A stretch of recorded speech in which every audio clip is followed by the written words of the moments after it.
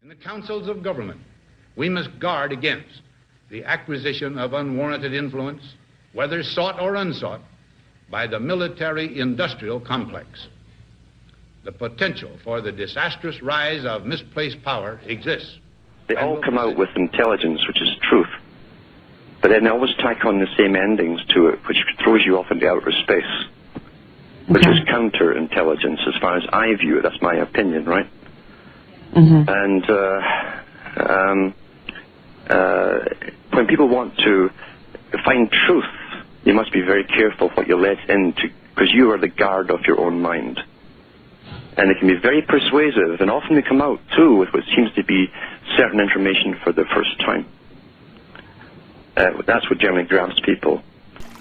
UFOs crash in China and villagers shocked by a huge ball of fire. This is from the Huffington Post, Lee Spiegel. Now, an alien invasion, could it really happen? The US military is making plans just in case. So it turns out that if aliens ever show up here on Earth, little green men might be the least of our problems. A new study indicates that instead, they'll probably be more like super intelligent dinosaurs, as smart and as cunning as humans. As one scientist put it, we would be better off not meeting them.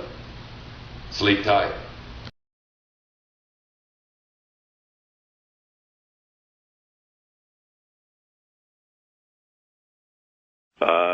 The Star Nations kept their side of the agreement. They're honorable people and operate from very high metaphysical and spiritual principles.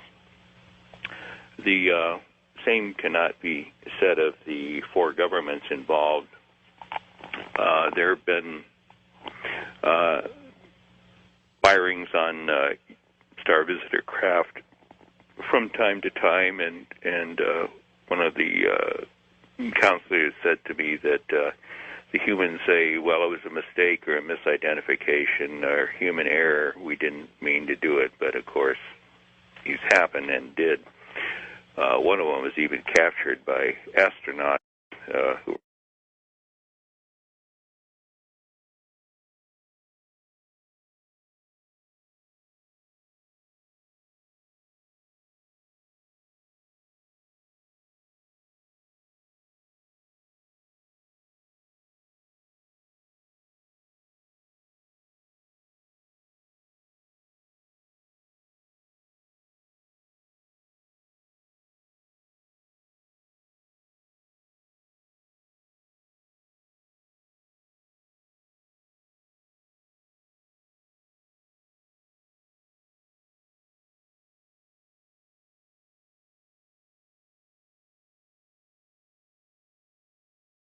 were in orbit in a space shuttle where a neutral particle beam weapon beam comes up from the Earth towards a Star Visitor craft that's hovering at the edge of atmosphere, and it makes a radical right turn at the last moment. Yeah. And I think we've seen that video. Yeah, a lot of people have seen that. You know, that's just documentation that the deal was violated and that they've continued to fire on them. There, of course, have been various reports of downed UFOs since the 60s, and those were no accidents. It was deliberate shootings because these cabal-type folks want to grab these vehicles and tear them apart and back engineer them and find out what makes them tick and take that technology and reproduce it so that they can have advanced weapon systems to rule the world with.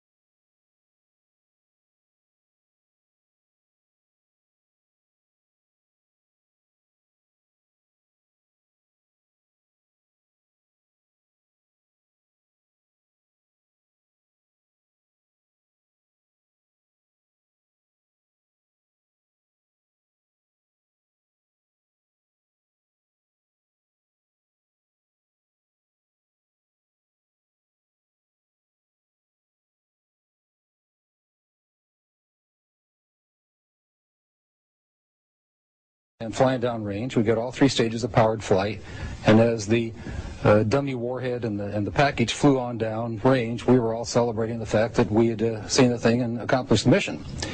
When I got back to the base with the film the next day, I was called into the office of Major Florence J. Mansman, and there were 3 people in gray suits standing in there. There was a 16-millimeter camera and a screen set up. Major Mansman said, "Lieutenant, sit down and watch this." And he turned down the lights, turned on the camera, on the projector, and the film came on. And I recognized it as the film that we'd shot at Big Sur the previous day. Toward the end of the flight, I was looking at Major Mansman saying, "Pretty good stuff, huh, sir?" And suddenly he said, "Just watch this." And as I watched, the warhead, the dummy warhead, the chaff that was put out in front of it as a decoy to deflect the Russian anti-missile tracking radar, everything was flying along, and suddenly, in the same direction this stuff was flying at about 8,000 miles an hour, the object came into the frame, shot a beam of light at the warhead, flew up to the top, shot another beam of light at the warhead, flew around the direction it was flying, shot another beam of light at the warhead, flew down, shot another beam of light at the warhead, and flew out the same way it came in. Well, I don't see it. Why didn't you see this when you were shooting it? Well, it was 600 to 800 miles away from us. Oh, I got you. They confiscated. Well, first of all, the Major Mansman said to me, "What was that? Were you guys screwing around up there?" I said, "No, sir." And he said, "Then tell me what that was." And I said, "We got a UFO." And he said, "Lieutenant, you are never to speak of this again. As far as you're concerned, this didn't happen." Hold on, guys. I'll be right back. I got to take a break. Okay. It's the weight of the evidence, and it's like J. Allen Hynek, who is the Air Force Blue Book guy. He said, look, he says, it's an embarrassment of riches. We have so much material. We have so much information. But if you take for one case that we have in the Disclosure Project, and that's a man who was the senior guy at the FAA, and they were tracking this object over Alaska, and it was at one point in the sky, and in one sweep of the radar, it would be 40, 50 miles away, moving completely non-linearly, not like an airplane. And we have the radar tape, we have the pilot report, we have all the evidence from the airline and the government. And this whistleblower who came forward, John Callahan, he said, "I'm one of the senior officials in the government that not only have the evidence, but was part of a cover-up to keep the American people ignorant about it." And 2 men he identified as officers from Wright-Patterson Air Force Base brought him a model, an impression of a lower jawbone. They wanted a working model made. He was to keep no records, and the mold he created to make the model was broken and thrown in the trash as the Air Force officers left. Smith retrieved the broken mold pieces and put them back together at home, and he made his own model. He said he knew this just wasn't human. Few have ever seen it, and those that have can't identify it. An article in Len Stringfield's new book quotes certified dental technician Bruce Phillips as saying it's not like anything he'd come across in his 20 years in the business. The teeth are flat, no cutting surfaces. The shape of the jaw is different from humans, and the arch is much deeper.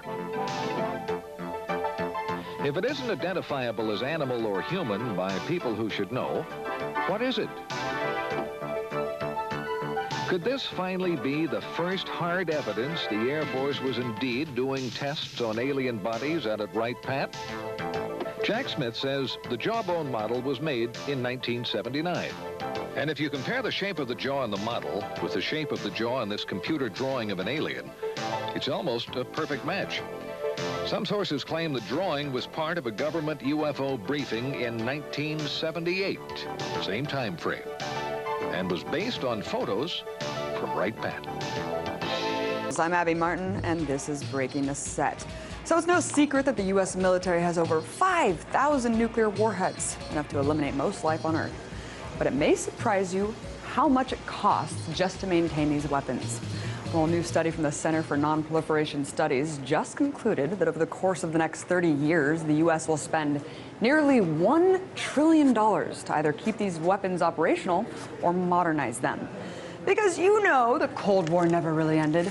And if there's one thing we need to be spending billions of dollars on, it's mass killing machines. So while this country continues to lag behind in education, income equality, and sustainable energy, at least we can keep the people of the world up at night knowing that the Cold War is alive and well, and we got our nukes locked and loaded.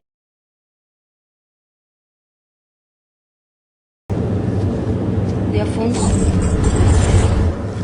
Foi ali que eu tive um acidente e morri.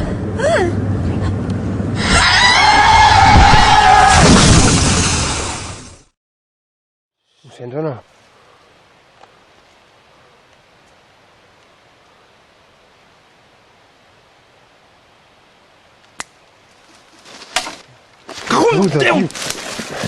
Puta. Va, corre, corre.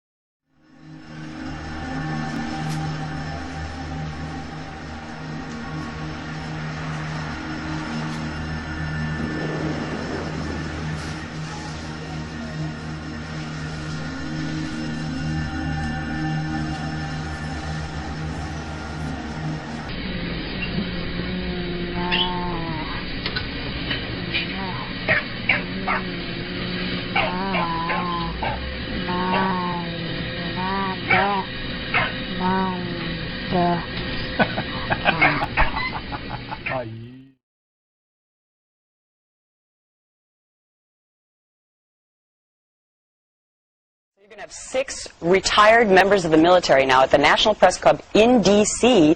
They're going to say these incidents go back to 1967, 1980. Now, they don't have any recent episodes. That could be because these gentlemen have all been retired for some time, so they haven't been in the loop.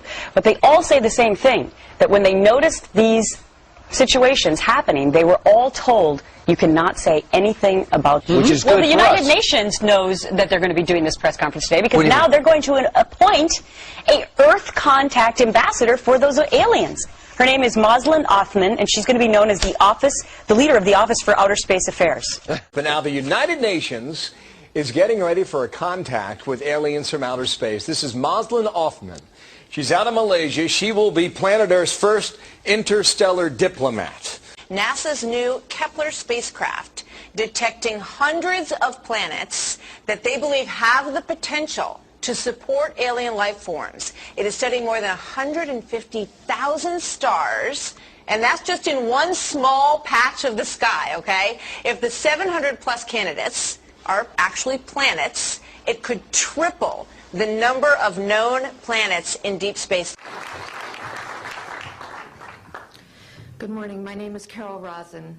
In 1974, after being a 6th grade school teacher, I was introduced to the late Dr. Wernher von Braun, in the U.S. the father of rocketry. In my first meeting with him, during that first 3.5 hours, he said to me, Carol, you will stop the weaponization of space. And I said, you know, teachers don't stop until June. He said, no, you have to understand. This is February. And we have to prevent the weaponization of space because there is a lie being told to everyone that the weaponization of space is now first being based upon the evil empire, the Russians. There are many enemies, he said, against whom we're going to build this space-based weapon system, the first of whom was the Russians, which was existing at that time. Then there would be terrorists. Then there would be third world countries. Now we call them rogue nations or nations of concern. Then there would be asteroids. And then he would repeat to me over and over, and the last card, the last card, the last card would be the extraterrestrial threat. Well, at the time, I kind of laughed when he said asteroids, and when he said extraterrestrials, I knew I wasn't going to deal with that subject. And now we hear on the news just today, this week, that they've slid in another enemy. Only this time we're going to protect our satellites. In other words, we have to have some reason to spend these trillions, to waste these dollars on a space-based weapon system, and they're all lies. This is a system, he told me, that would never protect anyone. Even back then, he talked about suitcase bombs. He talked about chemical, viral, bacterial, biological warfare, that these space-based weapons would never protect us against. And then he told me that, in fact, if you travel around the world, which I did after he died in 1977, I met with people in over 100 countries who were friends. They didn't want to build space-based weapons. I became a space and missile defense consultant.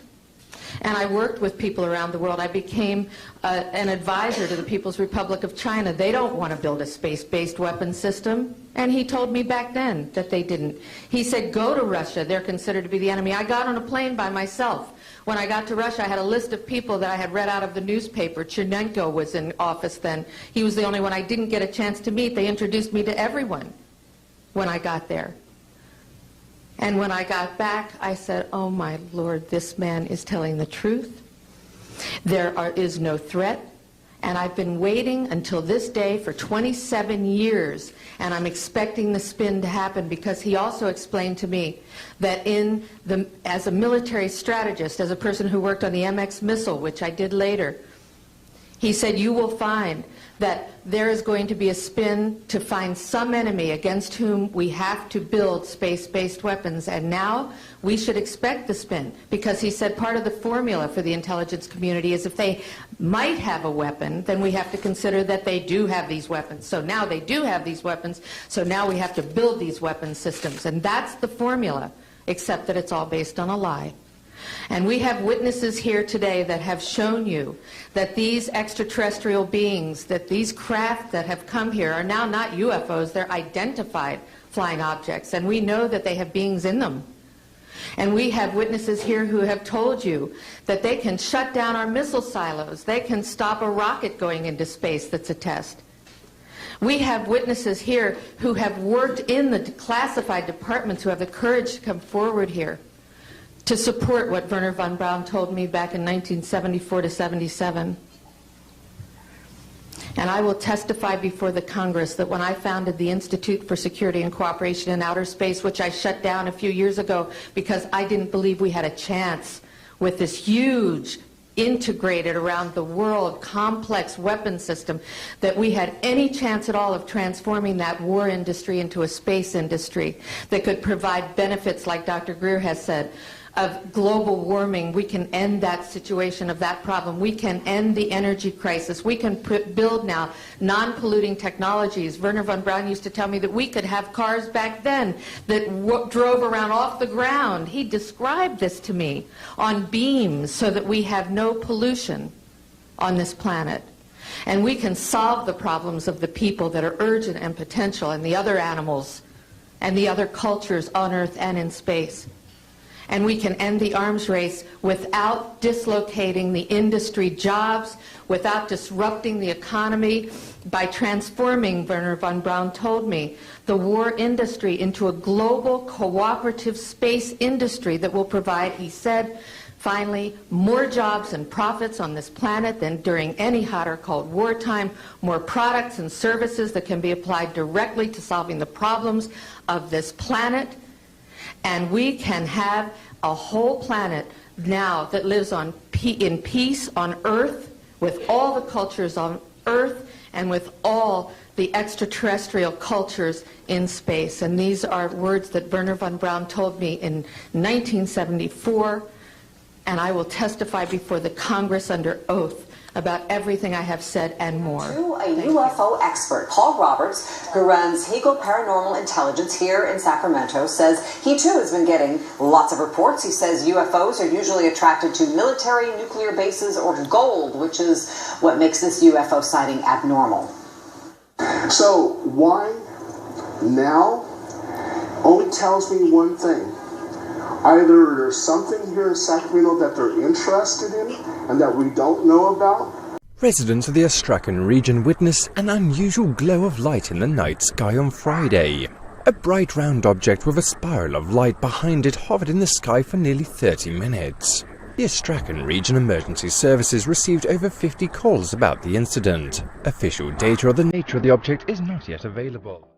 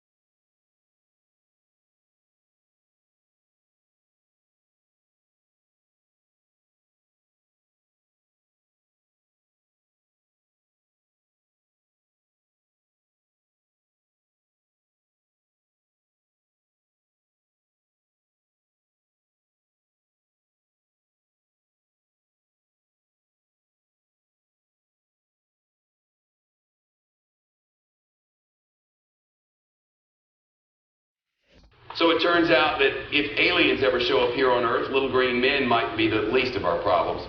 A new study indicates that instead, they'll probably be more like super intelligent dinosaurs, as smart and as cunning as humans. As one scientist put it, we would be better off not meeting them. Sleep tight.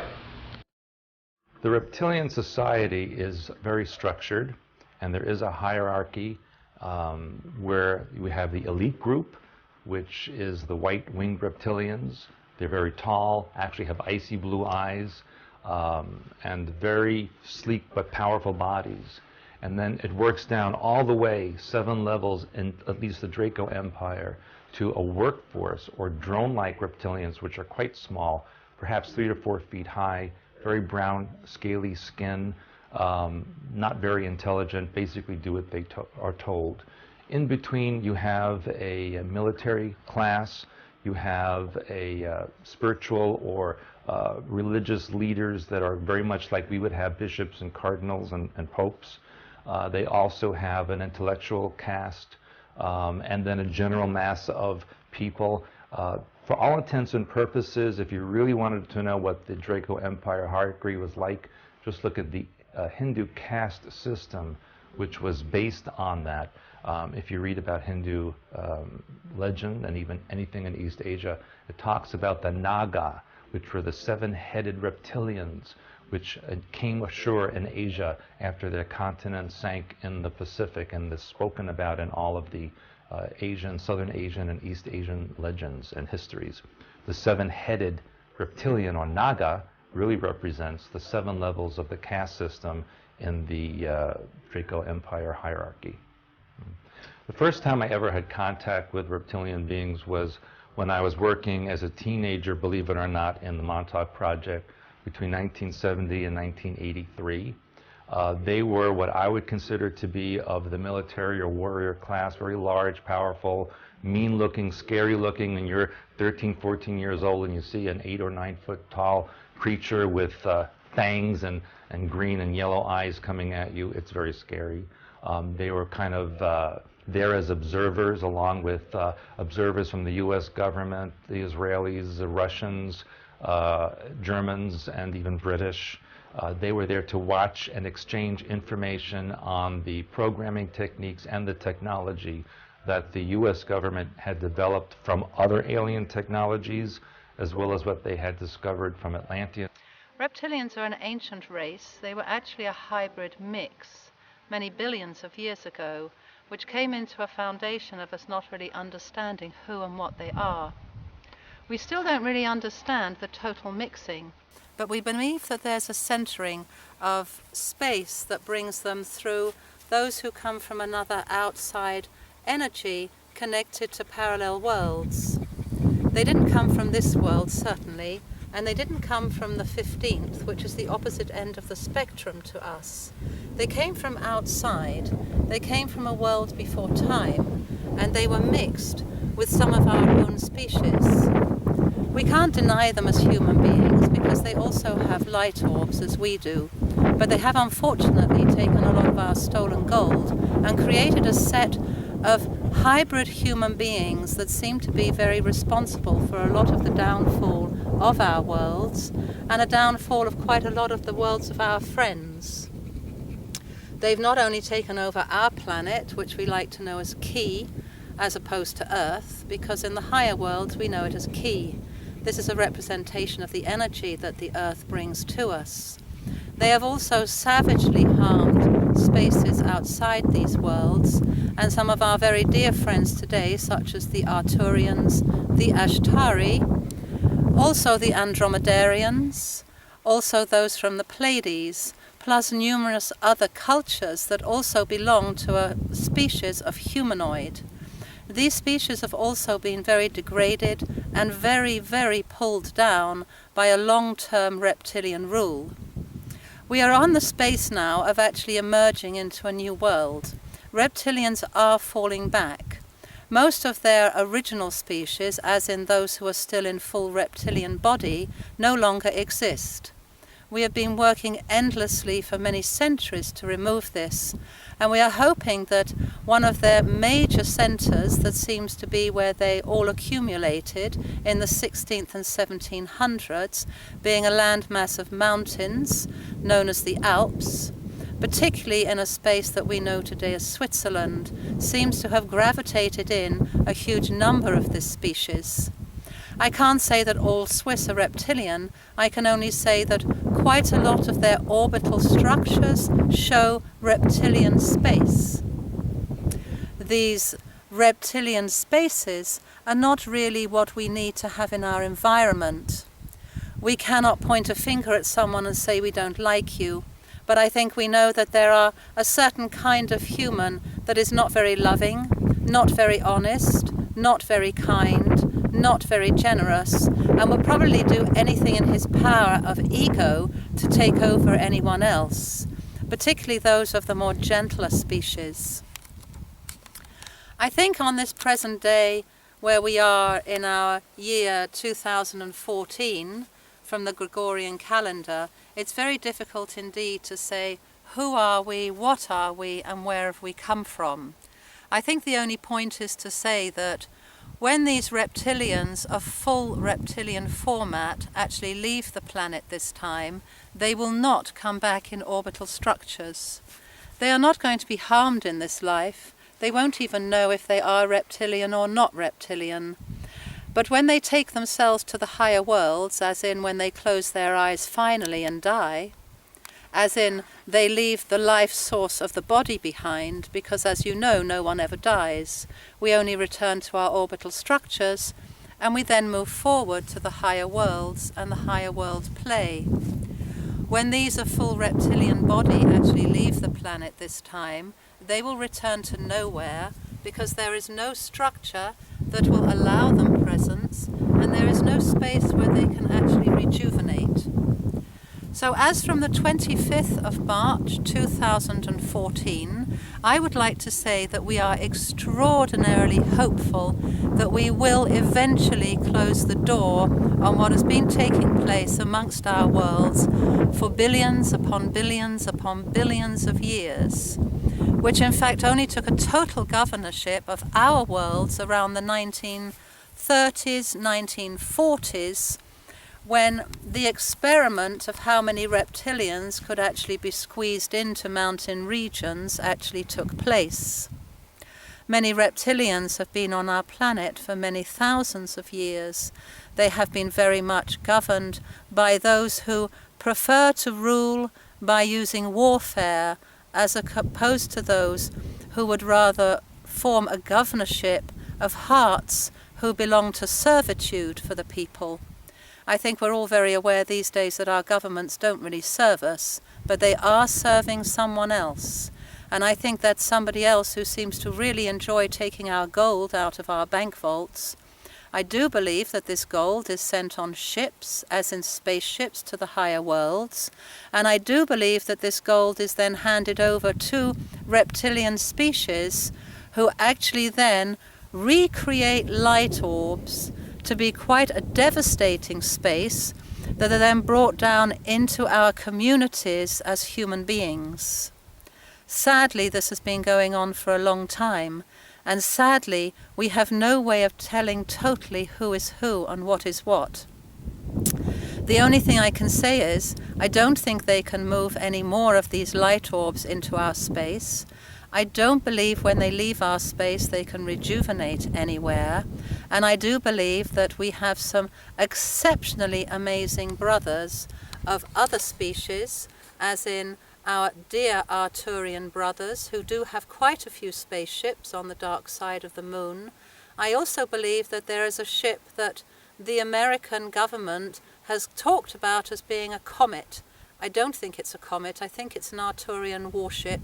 And I think they are surveying us and hoping us the best of luck with our removal of reptilians. They have also undergone a shocking experience with their own islands, islands being their own planets. We wish them love, hope, and harmony, as we wish every species who desires reptilian-free governorship in hope and the presence of bringing a peaceful world into harmony for all times. Thank you.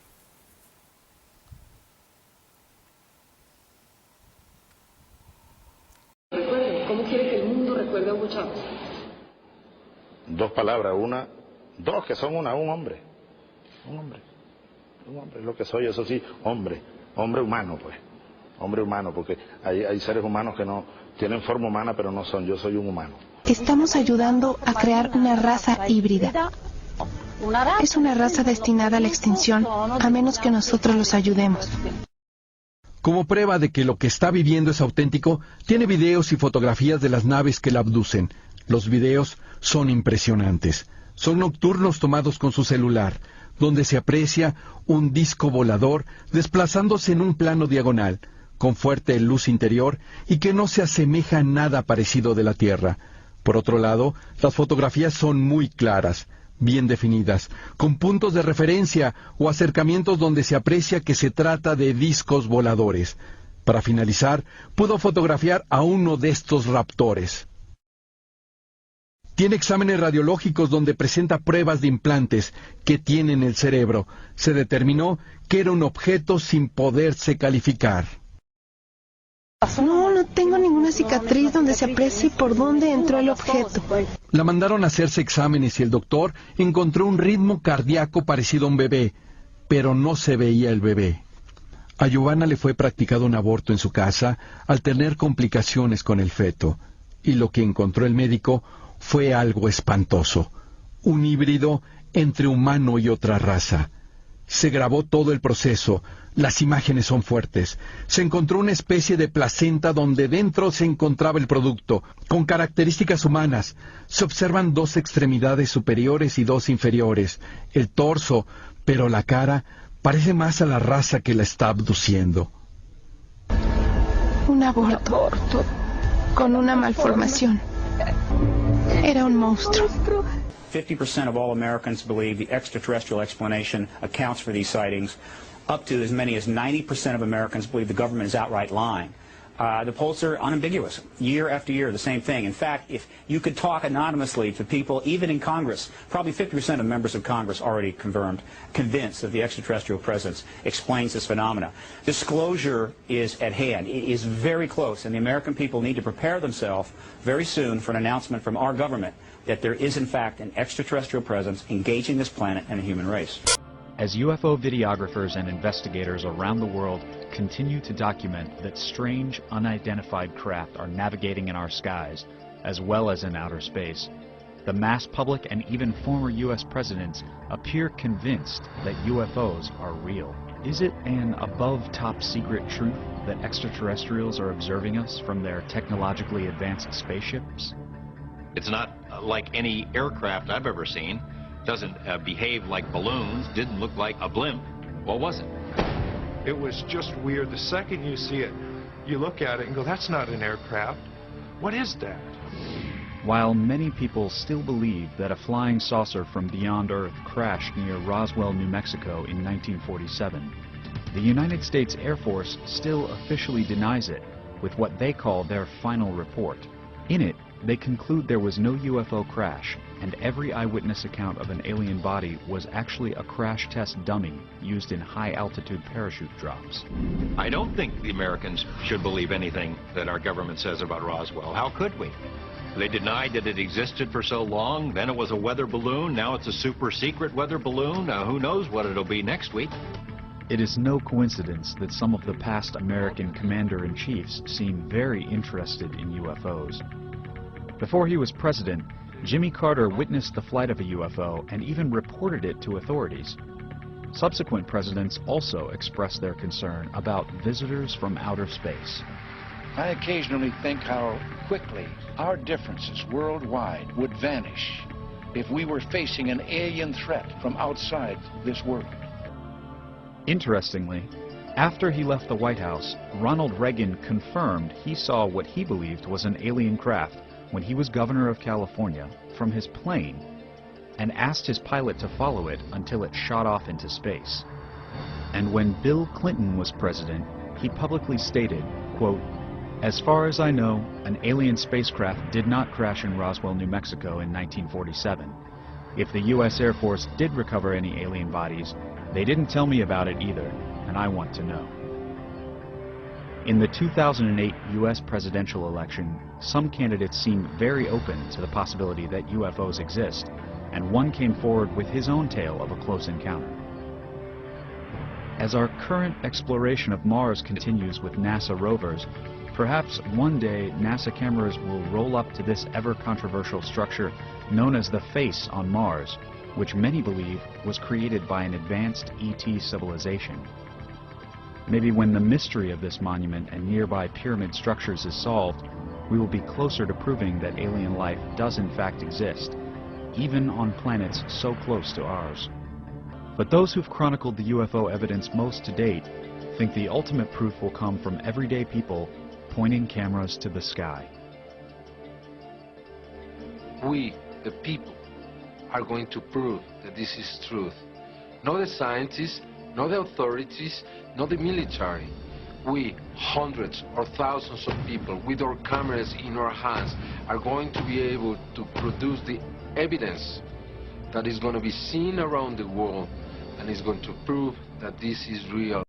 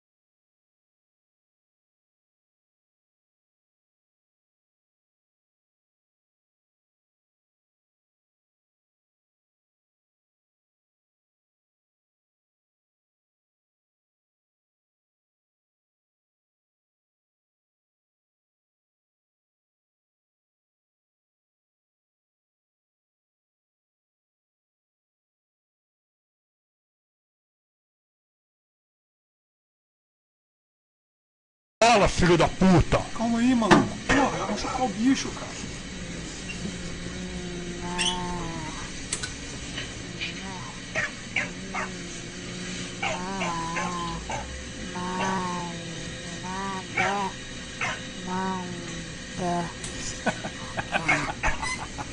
Aí, não falei que ele ia falar, ô? Main types: alien type 1, the grays. Of this type there are several subtypes. All tend to appear grayish in color and for this reason are referred to as grays.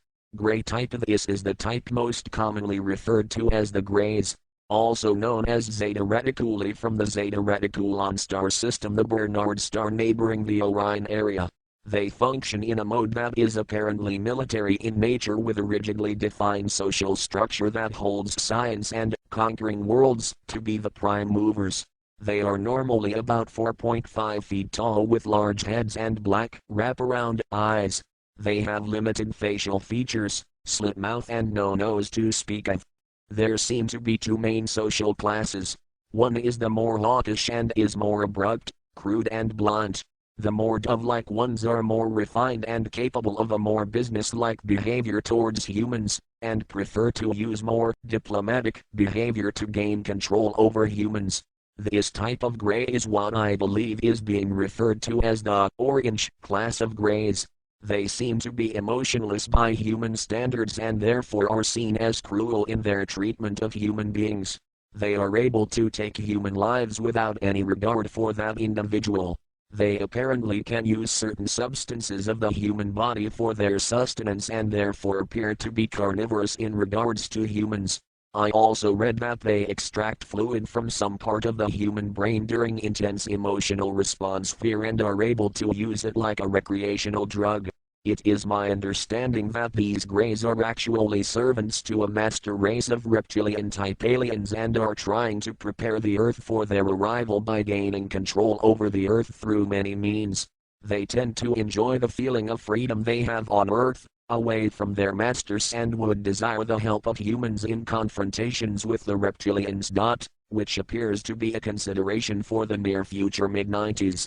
These Greys have their best known bases in New Mexico and Nevada, but are also known to have bases in many countries of the world. Grey type B tall Greys from Orion, usually about 7 to 8 feet tall. Reports often exaggerate their height as being 9 to 12 feet, with facial features somewhat similar to Grey type A, with the exception of the large nose found on type B Greys. These Greys also have technologies that allow them to perform certain actions that appear miraculous. These Greys are less viscous towards humans than type A Greys, but are still considered hostile. They tend to influence more through political controls and negotiated agreements with those in power. Their main bases seem to be in the Aleutian Islands. These are the type seen not long ago in eastern Russia.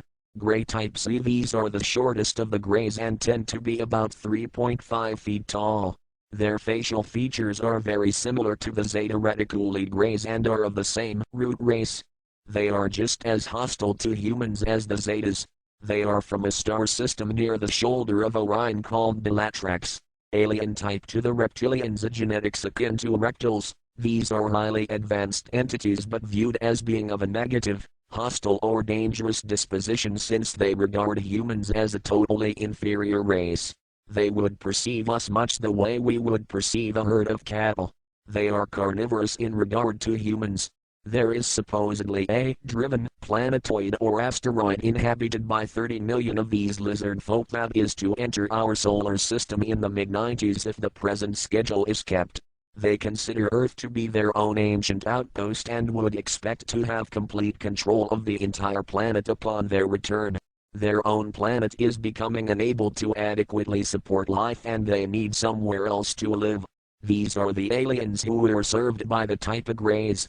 Alien type 3 human type aliens. Human type. These are of a genetic base similar to humans of Earth. They appear of normal height 5-6 feet. And tend to be fair-skinned with blonde hair. These entities have been abducted by the Greys or are the offspring of abductees and have been trained by the Greys as servants. These entities are totally subservient to the Greys.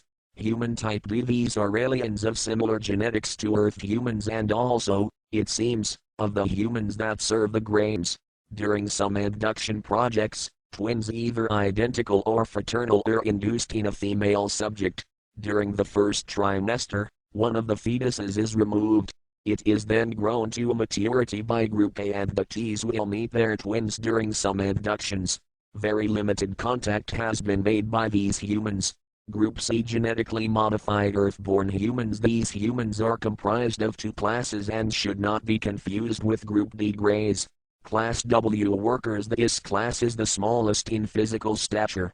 They are described as approximately 3.5 feet in height, large head and eyes, pale white in complexion. These workers were created by Group A through genetic modification of Earth human fetuses. Their function is to perform menial tasks requiring limited reasoning abilities. In mental capacity, they are equivalent to a 5-year-old child. Class T technicians. These humans are basically the same as Class W. They are slightly larger, at approximately 4.5 feet in height. Their complexion is tan or yellowish. Their reasoning and deductive abilities are higher. This allows them to perform more complex operations. They are often seen operating ship controls and in transport activities. Both classes W and T are telepathically camouflaged to appear as Greys to abductees. This is done to conceal the true nature of Group C. It is felt that perception of Group A maintaining a human slave population would hinder future contact efforts. This point will undoubtedly be a source of much heated debate in the near future. Group D Greys. Of the 6 groups discussed in this paper, the Greys appear to represent the only non-human contingent. The following data should be considered tentative at best. Height is approximately 5.5 feet. The head is large, eyes large, black and very slanted. Skin color is dark gray and non-porous. All data so far indicates that they may be a cetacean-based life form. On Earth, this comprises the species of whales and dolphins. Descriptions of gray skin color and texture closely match that of dolphins. The stare and stun effects approximate that performed by dolphins on potential enemies, such as sharks and barracuda. Human and dolphin fetuses are nearly identical, up to a certain development stage. Group E human/gray. So here's some Swiss money. Here you got the DNA helix on it. The old 10 francs shows the Nibiru system. There are some good videos about it on the internet, on YouTube. But I wanted to show you this here. Here's the octagon pillars, as I just showed you on the video. There they are, 8 pieces. That has a meaning. This is octagon. And here it shows a grey. Some aliens, look at it. The Swiss reptilians. I mean, these are no humans, look at it.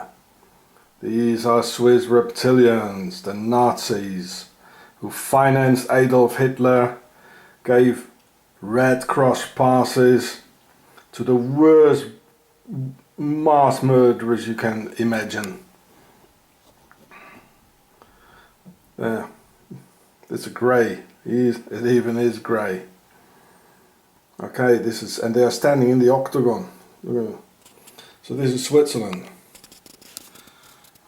the home of the Nazis and the center of hatred against humanity. Oh, okay. I don't believe you.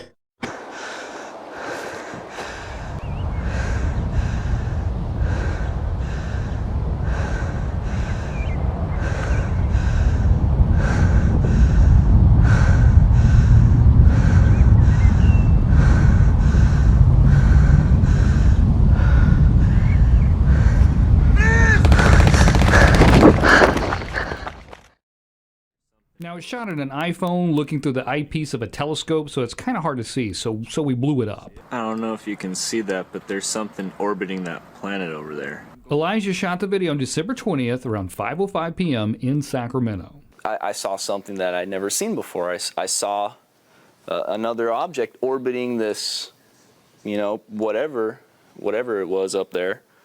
And I've never seen anything like that before. He thought it was a little strange, so he put his phone down, called his nephew, picked up the phone, and shot this second video. Oh my God, it blew up. What the? Something just blew. Once again, it's his camera phone shot through a telescope lens, so we zoomed in and we slowed it down. As soon as I put the camera to the telescope, it just blew up. And I didn't know what to say. I don't blame him. It certainly looks suspiciously like an explosion. So I sent the video off to Dr. Stephen Moran. He's the guy that wrote Astrophysics for Dummies. He said, Cody, I don't recognize the explosion as an astronomical phenomenon. I'm not sure what that means. Well, whatever it was almost never seen by Elijah or anybody else. Not because it's a tiny speck in a big old empty sky, but because of Craigslist. You almost got rid of that like what, a week before? Almost got rid of it a week before. I was trying to sell it on Craigslist, and I was getting offers. And man, you know what? At this time, I'm glad I didn't sell it. Aliens. Cody said he contacted a Vatican expert about the explosion and was told it could be some sort of light refraction. Could be. Who knows? Or aliens. Or aliens, yeah, that's a possibility.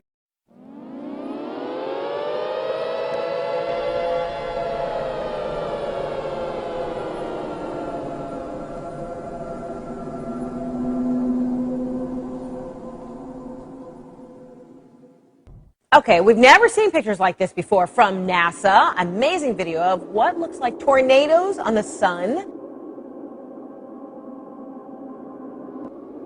Signs in the heavens and the earth. And what we're seeing is that these events continue, one after another. Hey there's been a lot of buzz over the last few weeks about strange sounds being heard in the atmosphere. People around the world and here at home have reported hearing some bizarre noises. Some strange noises heard around the world the last few weeks, from Arizona to England and right next door in Manitoba, all showing folks alarmed by what sounds like a noise straight out of a science fiction flick.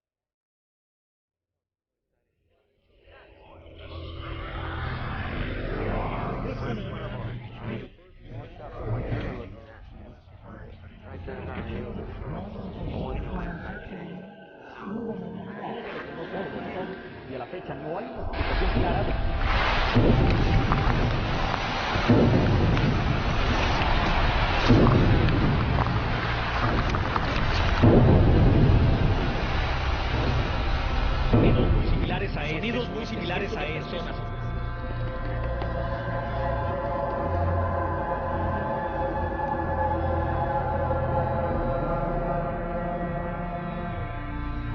I've never seen this before. Are you doing video? I have never seen this before, and I'm doing video. That's Can correct. we please send it to James Spann and the Weather Channel? That we are in the birth bank. Something is going on. We are in unprecedented, uncharted waters.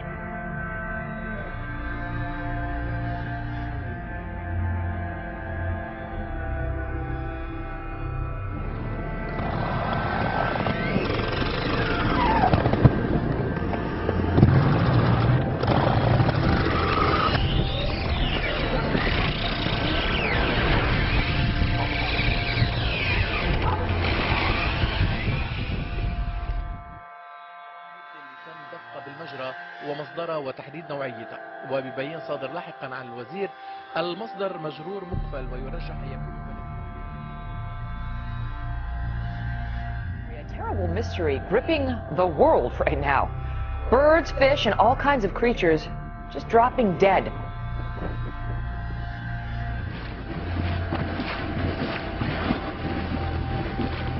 For the second year on New Year's Eve, birds are falling from the sky in Beebe. A mystery in Beebe, Arkansas. Birds falling dead from the sky on New Year's Eve for the second year in a row. Wildlife officials say no one knows how these dolphins died, but hundreds have been found on beaches in Chiclayo, Peru. At least 260 dolphins washed ashore across a roughly 60-mile stretch of beach. Officials aren't sure what happened to them. An event like this is particularly unusual because dolphins aren't normally found in these seas. Everywhere you look, you see the carcass of a dead turtle. Small turtles, large turtles, dozens of them, dead and scattered along the banks of Smith Lake. The birds just started falling from the sky. This is really weird. Hundreds of birds literally just dropped from the sky and then landed on I-95, bringing traffic there to a crawl. But earlier today, a lot of confusion and concern when birds which were flying in the sky started to crash to the pavement. There were hundreds of them. Never ever in my life have I seen anything like this. Crazy. Totally crazy. Never seen it. I travel this all the time. But I haven't heard of anything locally like that, ever. Birds, fish, and all kinds of creatures just dropping dead. Couldn't figure out what the heck happened. Never seen anything like it.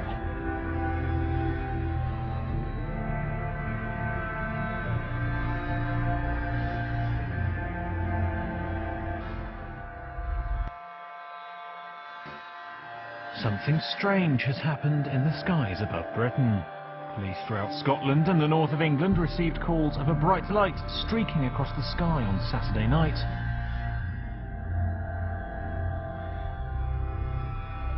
These images over Harrogate, but there have been sightings across the country from Scotland, Wales, the north, right down to the East Midlands. It was what observers are calling one of the best meteors ever seen in the UK. The object was seen as far south as Devon and may have landed in the English Channel. Dozens of viewers have said they've seen a massive bright light in the sky in the last few hours, with most claiming it was a meteor.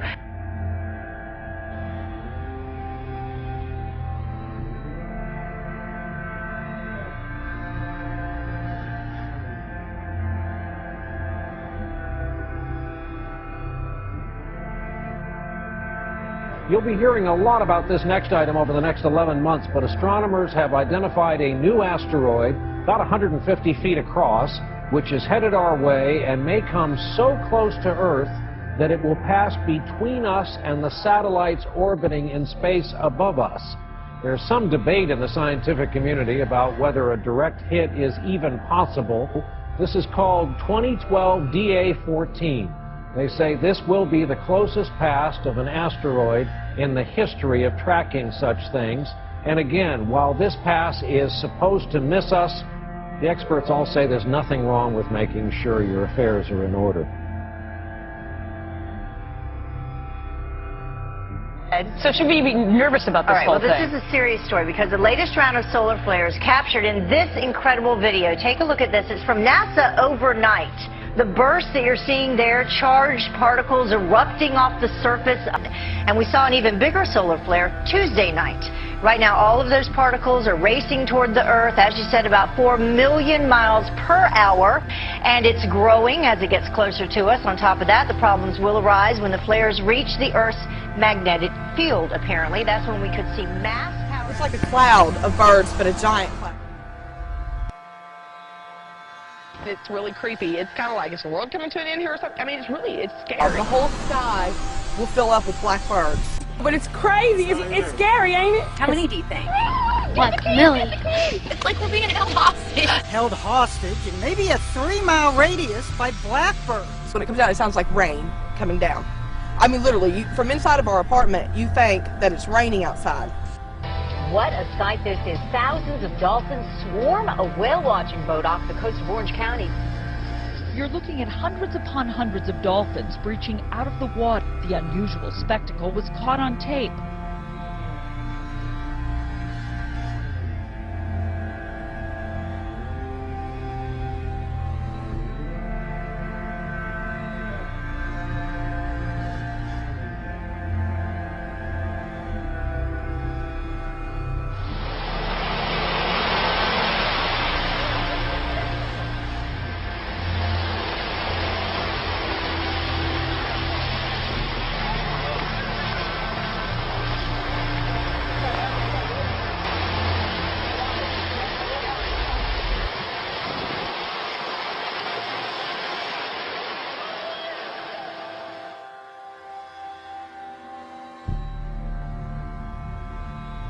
Trying to figure out what caused that flash in the sky in the Northwest Valley. It happened this morning, right here. If you haven't seen it, here we go. During Andrea's traffic report, look, we're going to slow it down for you right there. Look in the background. Looks like some kind of very bright light, almost like it was an explosion or something. Our first thought was maybe a transformer. But we checked with APS and SRP. They said they haven't had any trouble. We haven't had any reports of any explosions either. Here it is, one more time for you in slow-mo. So it is still a mystery.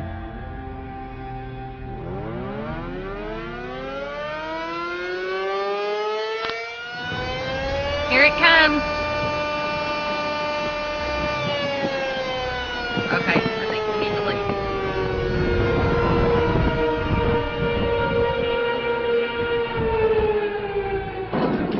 Take it away from us, Lord. Take it, Lord. Take it, Lord. Take it away from us, Jesus.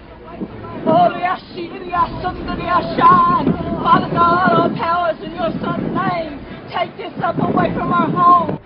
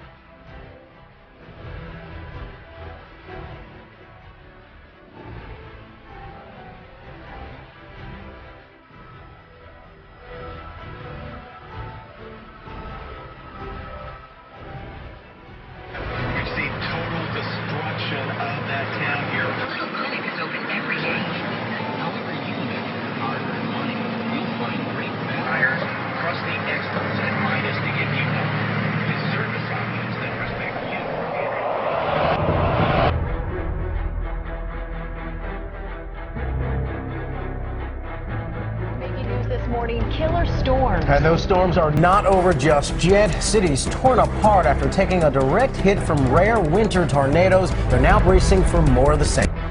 Among the places hardest hit, Harrisburg, Illinois. 175-mile-an-hour winds, 2 football fields wide, left people dead.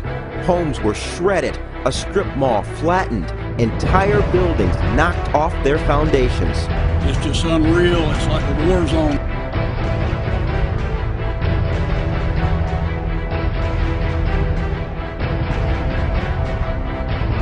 A somber Saturday morning as hundreds of thousands wake up to sheer devastation.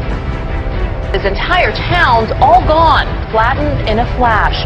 This massive storm spawned more tornadoes in one day than we usually see in an entire month. Here's what we know right now. At least 29 people dead. This is the second round of killer tornadoes just this week. 95 tornadoes ripped through yesterday. If those are all confirmed reports, this would be the greatest tornado day, one-day event in March for all history.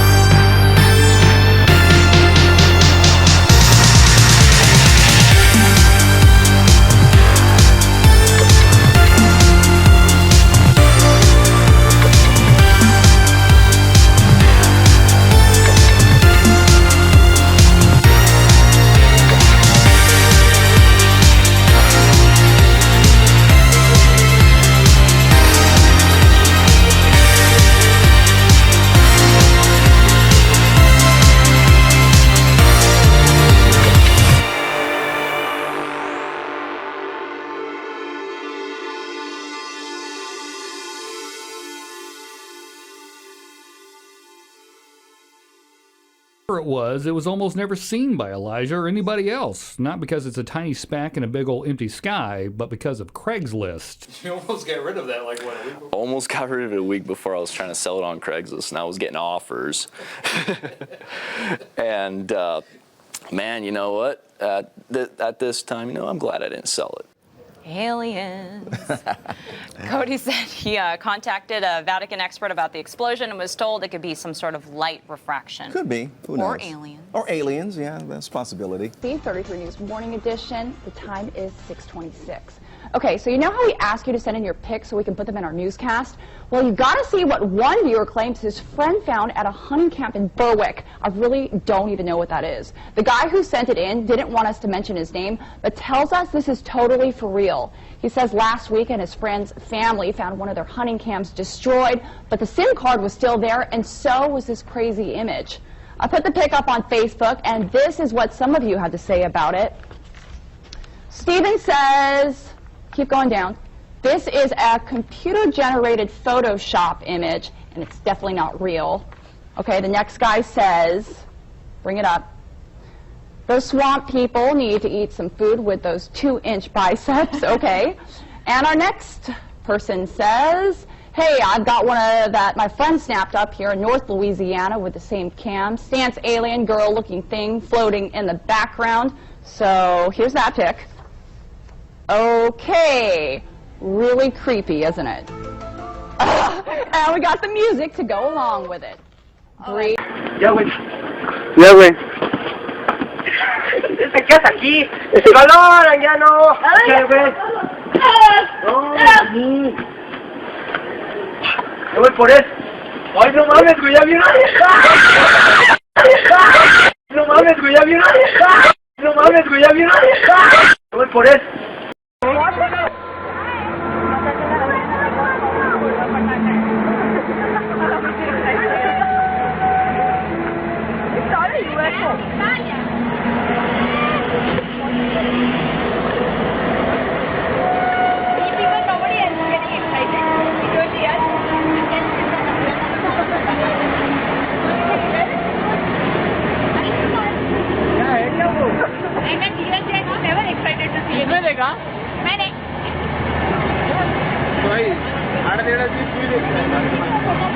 वो जगह से आगे नहीं आ रहा है वो जगह से आगे नहीं हो रहा वीडियो है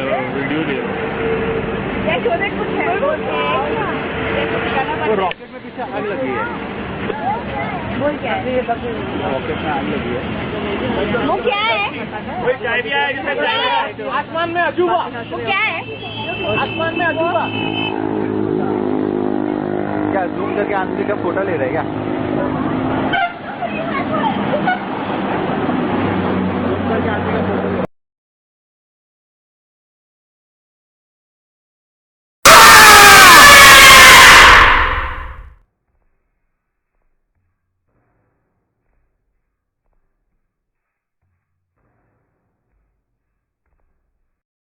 Ever wonder what might lie out there deep in space? Do you want to believe we're not alone, that somewhere in the universe intelligent life may actually exist? Our next guest says there is life out there. It does exist. Dr. Charles Hall says he spent 2 years working with extraterrestrial beings during his time with the American military. He claims the US military has actually been in contact with alien species for years. And Dr. Charles Hall is here to explain, along with his wife Marie, live from what Bugs Bunny used to call Albuquerque, New Mexico. Now, thank you both for your time. Terrific to have you with us. Firstly, Charles, can you tell us your story of how you managed to come into contact with these beings as you worked with the military? I'm a Vietnam veteran, and I enlisted in the Air Force in July 1964, and I was trained as a weather observer, and I was sent to Nellis Air Force Base, Nevada, outside Las Vegas, Nevada, and for 2.5 years I was sent up to the gunnery ranges up at Indian Springs, and I was given a clearance to allow me to go anywhere in Dreamland as long as I was alone. I discovered that up there at the north end of Indian Springs Valley, which you can see on the map in the state of Nevada here in America, that there was a base which the U.S. Air Force maintained for a group of extraterrestrials who were tall and white. And I, as the duty weather observer, was allowed to go up there, or they were allowed to come down to where I was.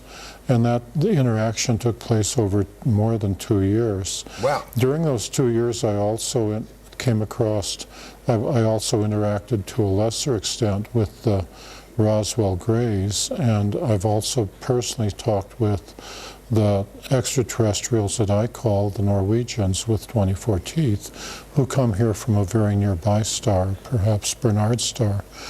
And my experiences, my presentations, my books are unique because I'm the only person that I know of that was allowed to interact with the extraterrestrials, the tall whites, for more than 2 years. So 3 different species of aliens you're talking about there, Charles? Yeah, can you describe what they look like, what they were like? Well, I'll start with the tall whites. They're thinner than we are, and they're very frail. Throughout most of their life, they are the same height as I am, 5'11", but they live 10 times longer than humans. They live 600 or 800 years. Wow. But they don't age the way we do. When they get to be equivalent to a human of about 40 years, that means when they're about 400 years, they start growing again instead of aging as humans. Right. And then they go, and this continues, and so that by the time they get to be 600 or 800 years old, they're very tall, 8.5, 9, or 10 feet tall. But this is not necessarily good because their skeleton grows more than their internal organs. And so there comes a time after 600 or 800 years when their skeleton, their body is tall, but their organs can't support it. At which time they die a natural death, because they're just flesh and blood creatures like we are. If they injure themselves, it takes them 10 times longer to heal up than a human. Yeah. So there's a trade-off. Yeah, right. They still look fresh as a daisy when they go, though. They look like Tilda Swinton. Hey, just quickly, you had them there. You were working with the aliens on any particular project, or was the military working with the aliens on a particular project? Was there, I don't know, technology sharing or, botanical cross-fertilisation? The U.S. Air Force, and I'm speaking of the mid-1960s, was willing to give them anything they asked for. When I first met them, I was very afraid of them, and every human I met when you come across them out in the desert was naturally very afraid of them, and they were even more afraid of us. It's like running into a gorilla in the wild where the gorilla is on his home ground. So they had to go through a process of becoming used to being around humans before they could take part in the technology transfer program.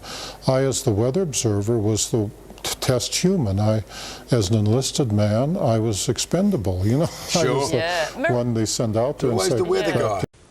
What the big picture is here, which we haven't actually talked about between us, is extraterrestrial involvement. You've got to be very careful about that. Just put the question bluntly, most people, all the alternative media and a lot of people now, I mean, just look, go back to the 50s, right? If you ask the ordinary man in the street in Walthamstow in England whether he believes in aliens, he'd laugh his head off and go and get some pie and mash. If you ask him today, he may well say, yeah, there has got to be something, because he's educated, he knows that vast the universe. And he's being conditioned by Hollywood movies and television series. Okay. Which is all part of what I mean, we are being prepared to come to terms with this. But not for the reasons you think. For what reasons? They're going to have nothing to do with us.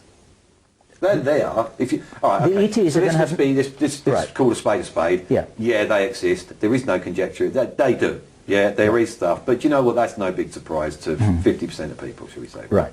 But that number's gone up, hasn't it? More and more people realise, more important, NASA have got more and more slapdash about, and cannot, because of The very thing they've created, the media monster behind trying to get money for the space race, Yes. is still there from the 60s. Yes. And people, there is a lot of people that are very interested in it. And so because of that, cameras are on the shuttle. And because of the internet and various people that are clever with the internet, Mr. McKinnon and people like that, who I know very well. Did you know Gary McKinnon? I'll tell you a story about him later on. Off record? Yeah. That's a shame. Okay. All right. We're talking about cameras on the shuttle and people are clever with computers. What I'm trying to say is, you can't, there's so many now. Yes. You can't keep your lid on everything. You're saying it's impossible to hide the reality. And there's a certain piece of video that is quite prevalent on the internet of a circular thing rolling behind a tether. Yes, I know that one. That's factual. Yes. A couple of miles across, but it's not a ship, and things aren't what you think they are out there. You should regard space more as an ocean. Okay. Yeah. We've got no right to turn around and say intelligent or unintelligent, you know, because then what you're doing, you're comparing things to your intellect, aren't you? Okay. And how can you compare that to a human? Are you stating this as a fact? Absolutely. A fact. And what you're talking about here is you're talking about large living beings, like big kind of... And small. And small living beings. Look at it this way, if you've got a shark swimming through the ocean, he's got fish swimming all around him most of the time, picking up morsels, servicing him, and he doesn't eat them. They go right in his mouth. Yes, yes, yes. And come out. You know, that's a natural thing, yeah? Yeah. Is it so far-fetched for you to understand that that could be the situation out there? Okay. But at the same time, there are some what we could regard as metallic craft, things that you could call spacecraft. Right. As well. Yeah. Right. But tell you what, I've got an axe to grind here, so let me grind my axe. Right? You do that. Okay, so here you are, you're an alien, yeah, you're on the other side of the universe, right, for instance, yeah, you're in Orion, yeah, you're that far away, yeah, you're in your ship and you're flying all the way here, and you cross intergalactic space in a fantastic piece of machinery, yeah, and then you crash in Nevada. Right. Rubbish! Okay. Rubbish! You're shot down. Okay. That's what happened to you. Yes. Because you didn't think that there was any kind of particle weapon or kinetic weapon that could do that. Yes. Well, you wasn't prepared because it was the first time you came. Yes. That was, it was got something to do with radar, wasn't it? They discovered that radar would actually do this. Yeah. Am I right? Well, it was quite an aggressive... It wasn't an accident. Okay. I've got you. So you're saying that the so-called crashes weren't crashes, they're actually offensive actions which were discovered... I ask you to understand that because you don't cross intergalactic space and then crash in Nevada, do you? I understand that. You see, that's my axe there, so sorry, go on. I've got you, that's fine. So you're saying that initially there was a way of bringing the craft down that was discovered by accident, and then it was, more or less, and then it was fairly quickly... It was a deliberate attempt. Utilised. Amazing that it worked. Yes, right. And then when it did, so it's a lucky hit, and then they started to get focused about it. Yeah, well, they realised that it could be done, and then went down the avenue of trying to figure out how they done it and what actually did cause it, and they needed to look at the thing they brought down to do that. Yes, and then they educated them, so they became much better at it. Yes, because then you got the Americans mainly, I guess. Was it only the Americans? Did this happen in every country? No, let's drop the borders and the nationalities. Okay. So then you got people who are pretty smart, who got their hands on this ET technology, and that was never part of the setup. That was never part of the plan, was it? No. It was never part of the plan. No. Okay. And what kind of problems has that caused? Well, you know what we're like. It's not caused... They want to go. We're going to be the visitors. So that's what the selection's about. Okay, it's about creating a sort of space crew or a and remember, new... it's second hand, so... I understand that. A new breed of humanity who will be well equipped to go off into the cosmos like the Crusaders. Yeah. Yeah, like the Crusaders. Like the Crusaders. And it's like you give... It's like you've got the spirit of the Crusaders and you give them extraterrestrial technology to move with. There you go. And then... And are any of us in any doubt that we're going to start planet hopping within the next century? Are you actually in any doubt with the technologies available now? Because we're doing it with robots. personally, I'm in no doubt at all that we've got a Mars base. Oh, right, okay.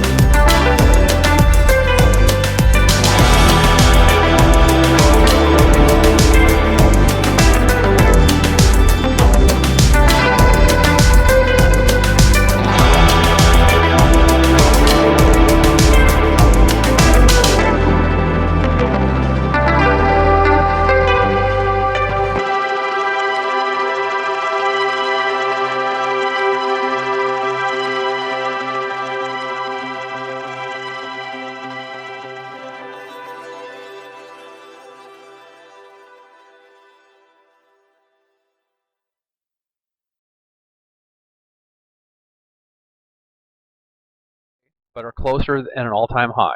NASA has sat around and lied to us about how close this stuff is, and it's all-time great highs of watching all these images like this here and this, and we're going to get even a little bit better, I think, and probably you might have already seen some real good stuff through what I've already showed you because I blow these up.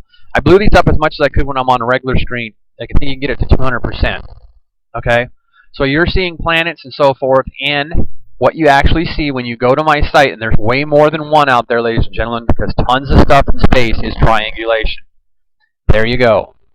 That is Blink 229, Lumi 229, CL 101 229. NASA has all kinds of goddamn numbers to mess everybody up in what something is in space. Okay? This is actual footage that I did not steal from NASA, but a former employee got it out. enemy to the United States of America? Quite possibly he was. But it's still factual data that the government's not going to show you, okay? Now, there is way more than one of these out there, i.e., we have this. Welcome back, everybody. We've just received new video of the Israeli Air Force strike Peter Ducey mentioned earlier in our show. The Air Force struck down an unmanned aircraft flying over their airspace. Now, officials are saying they are still trying to figure out where the drone came from.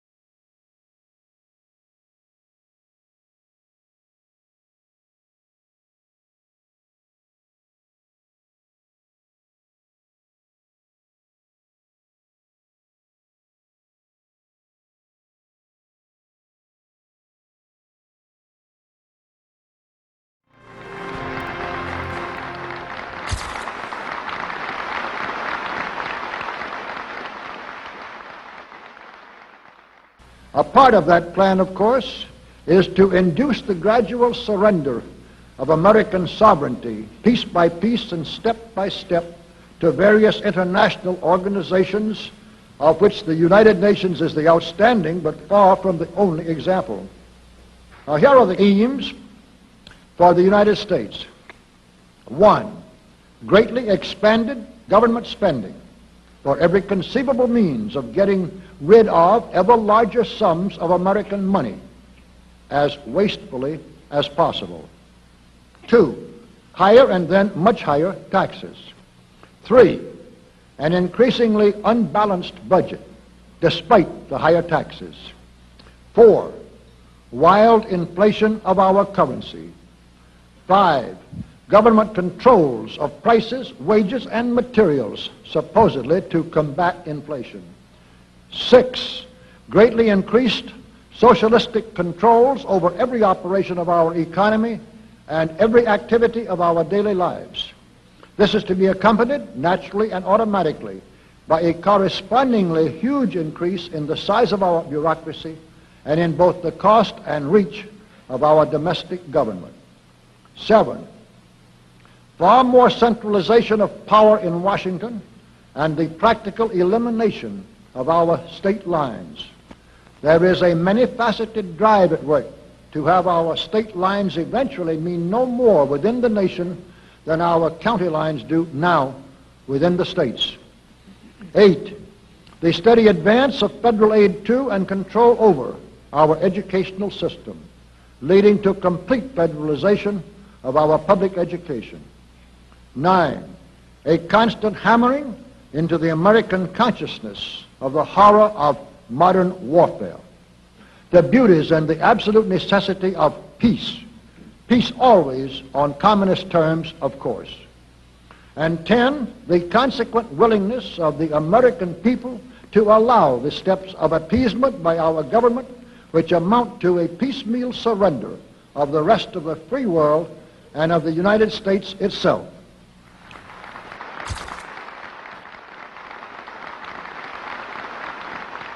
So brush the insider's dust out of your eyes, my friends, and the communist soap suds out of your brain, and ask yourselves in all honesty, what on earth is wrong with the United States simply minding its own business?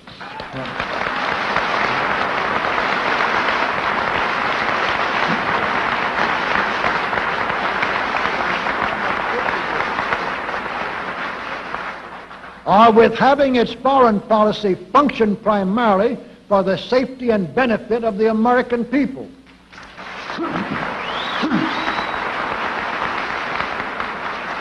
Which is exactly what we had done for the first 140 years of our existence as a nation, to the incredible advantage of ourselves and everybody else. Everybody, that is, except a numerically small clique of power-lusting conspirators who had somehow inflicted themselves on a gullible world. While we turn to a very brief summarization of what we hope the John Birch Society will help and even sometimes lead the American people to accomplish during the next 15 years. 1, our first and most important specific undertaking should be to restore the complete independence of the United States.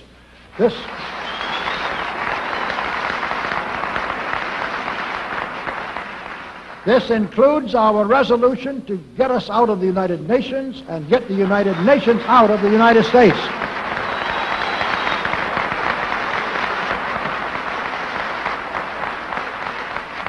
Two, we must once again make our money freely redeemable in gold at some realistic price.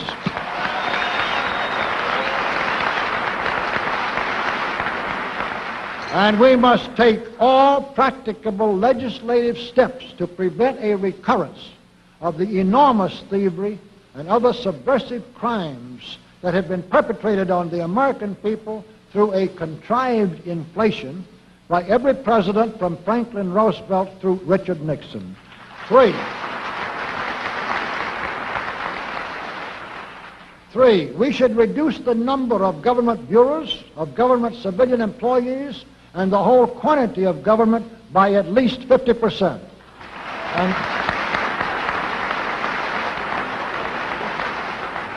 And we should achieve at least this much reduction in proper fashion through gradually convincing a majority of the American people of the wisdom of such a course.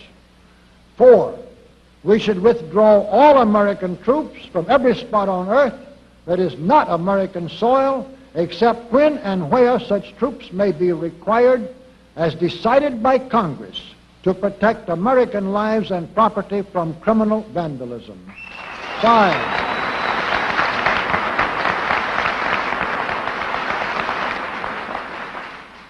Five, we should get government out of the areas and functions and activities where government does not belong. Again, all steps to this end should be taken gradually, but nevertheless just as rapidly as enough of the American people can be persuaded to support such progress. Any such achievement will require a truly massive educational force, but that's exactly what we hope to build during the next 15 years.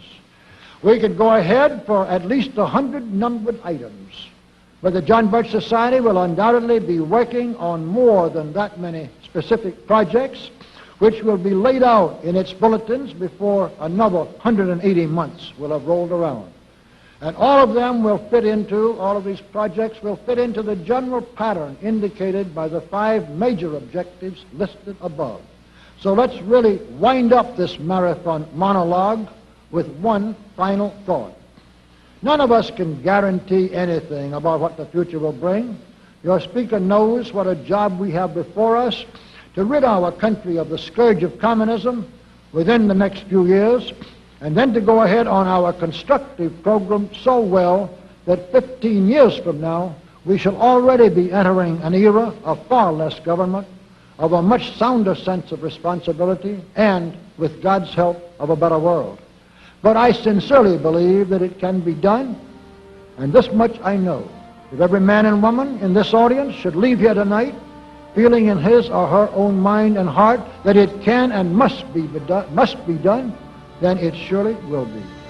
And so, all of you patriots of good character, good conscience, and noble ideals, whom we can reach with the filmed version of this speech in 1,000 other audiences, it is with a great deal of confidence and energizing will to win that we invite you to join us in our epic undertaking.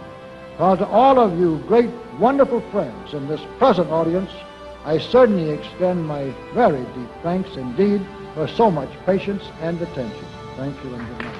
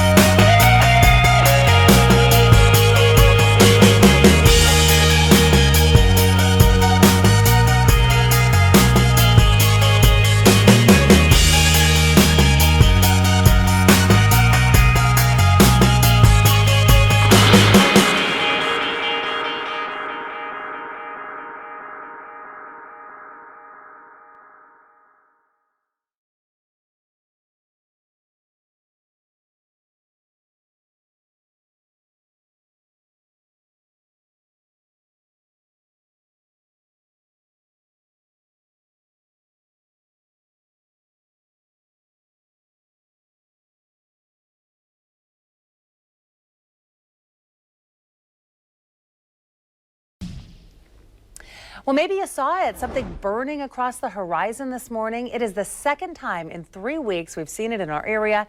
This time, people took pictures. KPTV's Amy Troy has a look at some Fox 12 viewer photos. Amy, what was it? Well, Shauna, the jury is still out. Scientists are still looking over all the reports, all the photographs. Luckily, with our clear skies, there are lots of photos. People saw it, they snapped pictures of it, they sent these in to our newsroom. Some described it like a line in the sky grew into a fireball. Now, a pilot described it as contrails left behind a jet. We talked with an astronomer at OMSI. He says there are great pictures, but no reports of a sonic boom, and that's key. He says when a fireball, a piece of an asteroid, enters our atmosphere, we hear it, and there are no reports of this so far. And looking at the picture, it looked like that was a fairly good sized chunk. Then the explosion, where's the flash? There hasn't been any reports of any such thing yet. He says we should know what it is in a couple of days. You may remember back on October 30th, many saw a fireball in the sky. That was a meteor entering our atmosphere. It came in over Washington State and then landed in the Pacific Ocean. Reporting live, Amy Troy, the 5 o'clock news.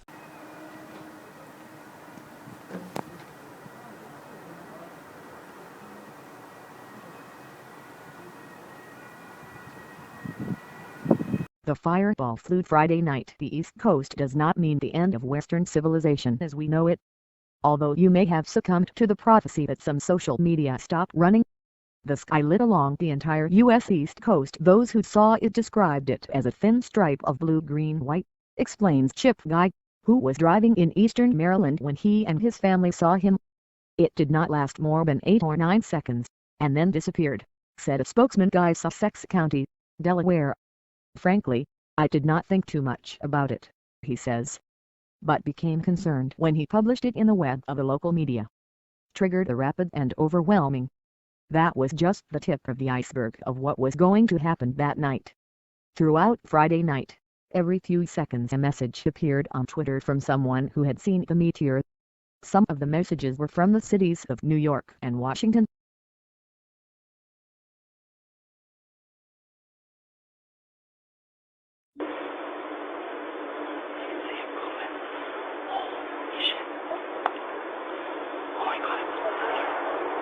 That wasn't thunder.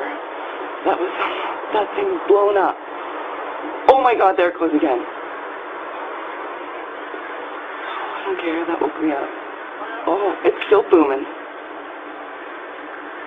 Holy shit.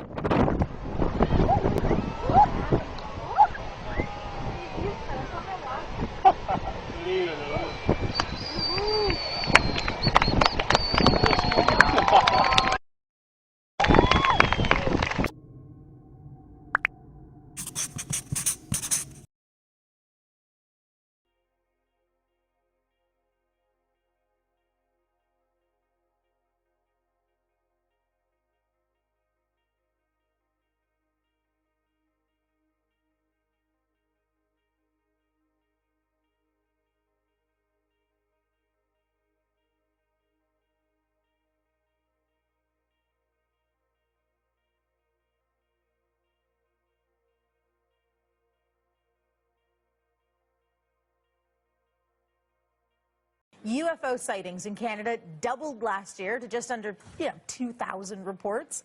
Stephen Putticombe has the details from one place where something strange was spotted. The 2012 UFO survey done out of Winnipeg, Manitoba has a surprising result. There was more sightings than ever before in the history of the survey.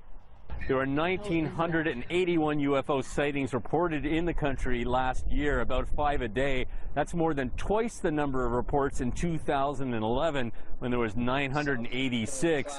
Now, the number of cases in 2012 completely eclipses all previous records for the highest reports in 1 year, which was 1,004 in 2008.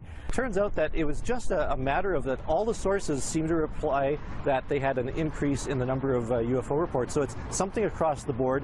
People in Canada were actually looking up into the sky more often than in the previous year. Ontario had more than 40% of sightings, but that's mainly because their population is so large. In 2012, about 7.5% of all UFO reports were judged to be unexplained. The percentage dropped from 11% the year before.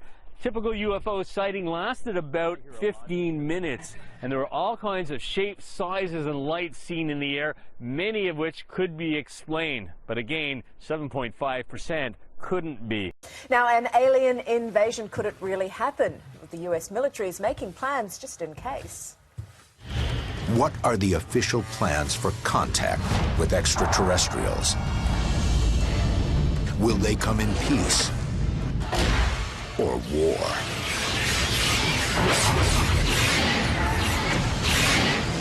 And what can humanity do in the face of alien invasion?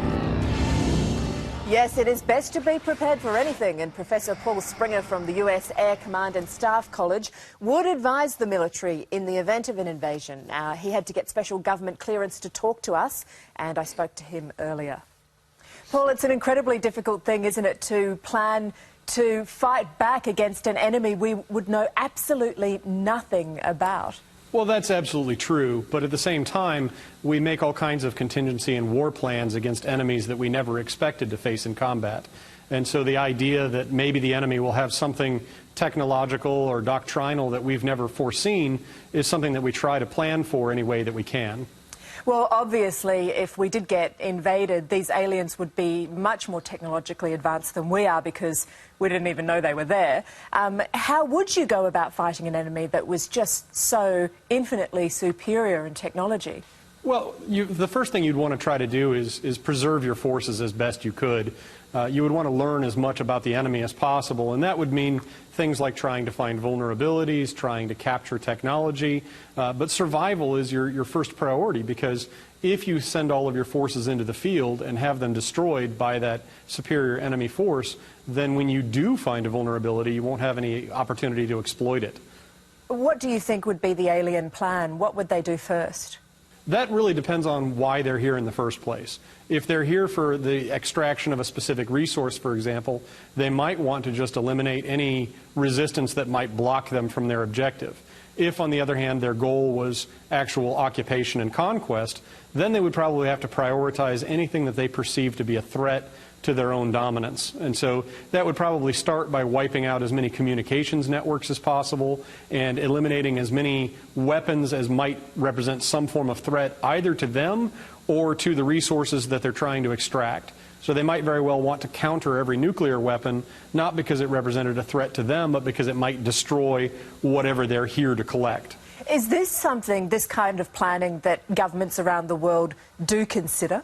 It is, in the same way that governments do plan for any future potential calamities or conflicts. This is the type of thing that, because it's neutral, you're not provoking a fight or assuming a fight with a country that you might want to maintain a good diplomatic relationship with. If you insert alien in place.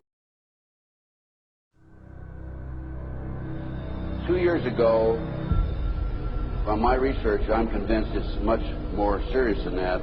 It's more than a loose-knit network. It is a conspiracy. In 1784, a copy of this document was sent to the illuminist Weishaupt and delegated to foment the French Revolution. I mean, the Illuminati was responsible for the French Revolution. Yes, absolutely. The courier was struck dead by lightning as he rode through Ratisbon on his way from Frankfurt to Paris. What about a little divine intervention there, huh?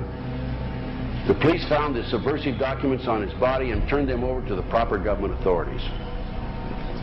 After careful study of the plot, the Bavarian government ordered the police to raid Weissaup's newly organized lodges of the Grand Orient and the homes of some of the most influential associates, including the castle of Baron Bassen-Sonderdorf.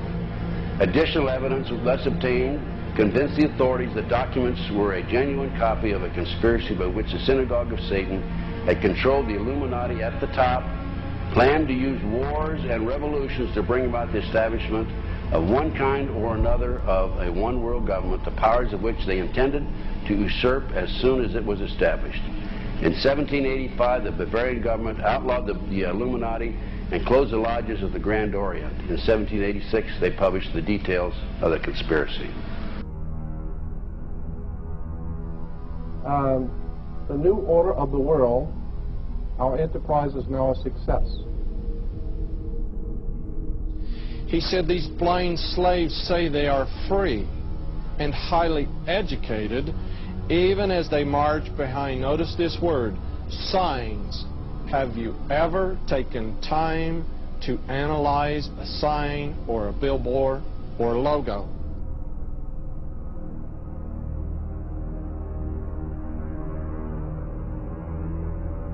We'll start up here. In 1784, an act of God placed the Bavarian government in possession of evidence which proved the existence of the continuing Luciferian conspiracy. This explains the previous 9 pages, goes into it in detail. We don't have time to do it completely. Conspiracy. Adam Weishaupt, a Jesuit-trained professor of canon law, defected from Christianity and embraced the Luciferian ideology while teaching at Ingolstadt University. In 1770, the money lenders who had recently organized the House of Rothschild retained him to revise and modernize the age-old protocols designed to give the Synagogue of Satan ultimate world domination so they can impose the Luciferian ideology upon what remains of the human race after the final social cataclysm by use of satanic despotism. Weishaupt completed his task on May the 1st, 1776. It's a communist holiday, isn't it? May 1, 1776. The plan required the destruction of all existing governments and religions. In 1776, Weishaupt organized the Illuminati to put the plot into execution. The word Illuminati is derived from Lucifer and means holders of the light.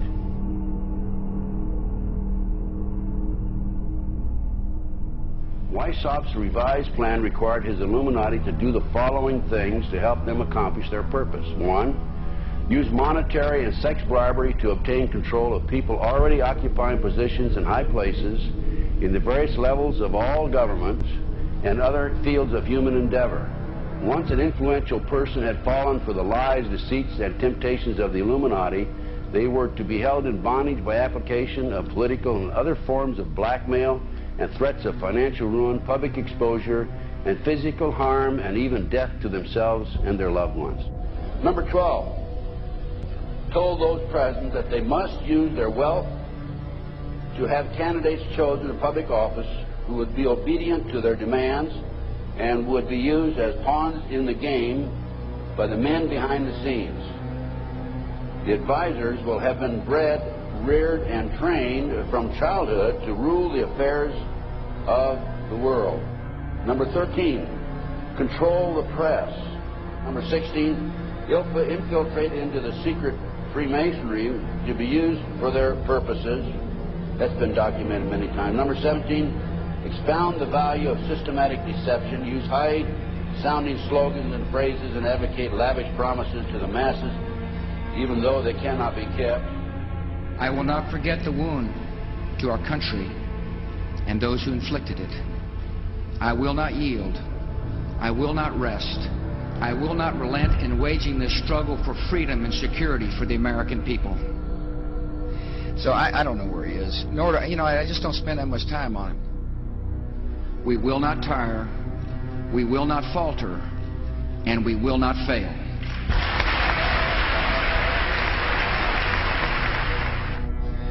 Terror is bigger than one person. And I remember he was telling me how how you're going to see soldiers looking in caves for people in Afghanistan and Pakistan and all these places, and there's going to be this war on terror, of which there's no real enemy. Who knows if he's hiding in some cave or not? We hadn't heard from him in a long time. Operation Northwoods, the plan called for innocent people to be shot on American streets. This is the Pentagon. For boats carrying refugees fleeing Cuba to be sunk on the high seas. For a wave of violent terrorism to be launched in Washington, D.C., Miami and elsewhere. People would be framed for bombings they did not commit. Planes would be hijacked using phony evidence, all of which would be blamed on Castro to justify an invasion of Cuba 40 years ago. An aircraft at Elgin Air Force Base would be painted and numbered as an exact duplicate for a civil registered aircraft belonging to a CIA proprietary organization in the Miami area. At a designate time, the duplicate would be substituted for the actual civil aircraft and would be loaded with selected passengers, all boarded under carefully prepared aliases. The actual registered aircraft would be converted into a drone, remote controlled plane, their word for it. Takeoff times of the drone aircraft and the actual aircraft would be scheduled to allow a rendezvous south of Florida. I mean, he's been tested unlike any other president. This 9/11.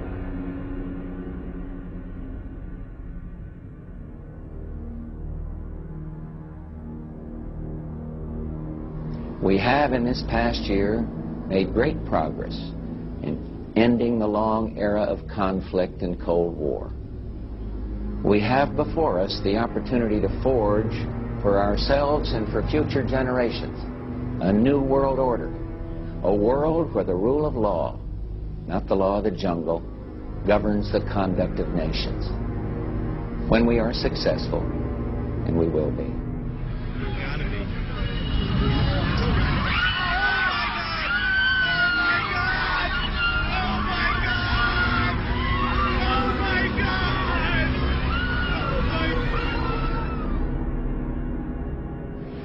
He argued that the use of any and all means to reach their final goal was justified on the grounds that the ruler who governed by the moral code was not a skilled politician because he left himself vulnerable and is in unsuitable position to his throne. He said, those who wish to rule must have recourse to cunning and to make-believe because great national qualities like frankness and honesty are vices in politics. Fellow citizens, will meet violence with patient justice, assured of the rightness of our cause, and confident of the victories to come. In all that lies before us, may God grant us wisdom, and may He watch over the United States of America.